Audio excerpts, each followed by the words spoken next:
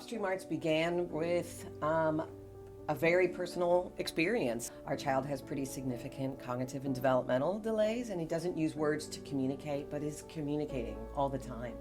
And his experience was one that he had the opportunity to be in community with dancers and movers who shared their stories through the physicality of their body. And through that experience, he learned himself that he could express himself in a way that could be making connections with other people out there.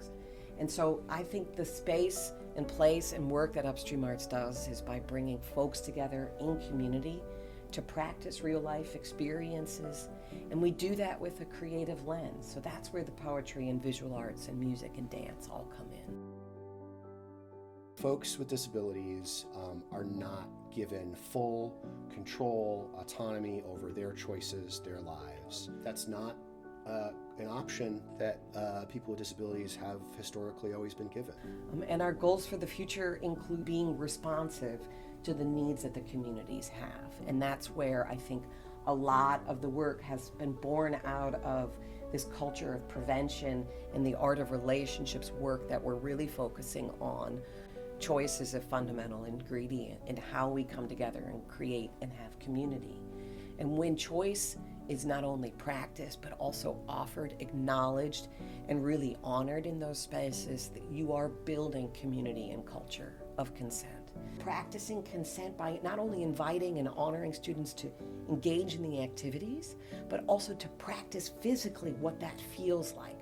If that experience can be embodied, that experience can be learned.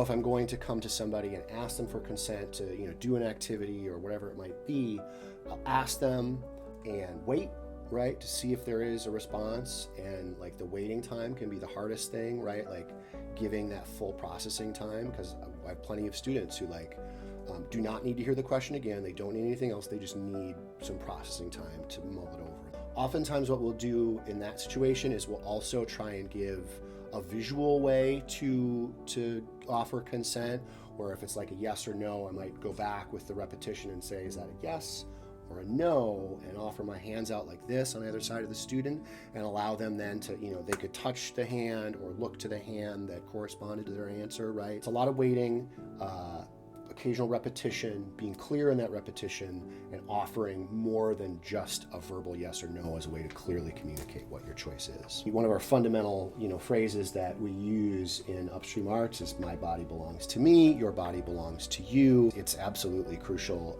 that we just continue to reiterate that you will always have a say over what happens to your body. Consent is not something that is learned in an absolute term. It is practiced every day, over and over and over again.